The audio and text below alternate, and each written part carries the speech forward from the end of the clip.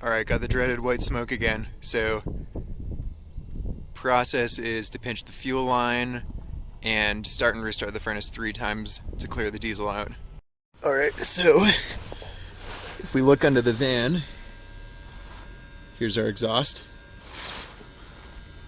and the Espar, and right here, that upper hose, that's the fuel line, so we're gonna pinch that off with a pair of vice grips. Alright, as you can see, we've got the fuel line pinched, so I'm gonna go ahead and cycle the furnace 3 times. Alright, just flip the furnace on. This is the first start. Should be blowing some white smoke once it gets going. And you can hear it starting up. There's the smoke. We're just gonna let it run until it shuts itself off.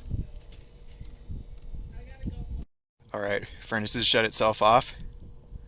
So, I'm gonna go into the van and cycle it again.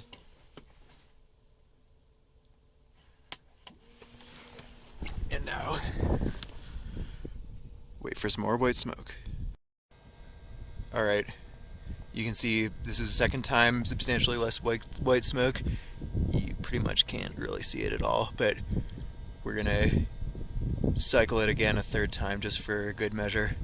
Alright, we've just completed 3 cycles of the furnace, so I'm gonna go ahead and take these vice grips off to unpinch the fuel line.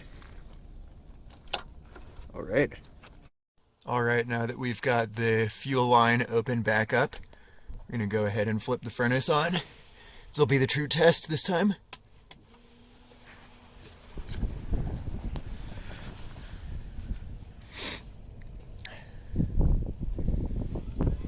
Alright, furnace is starting up.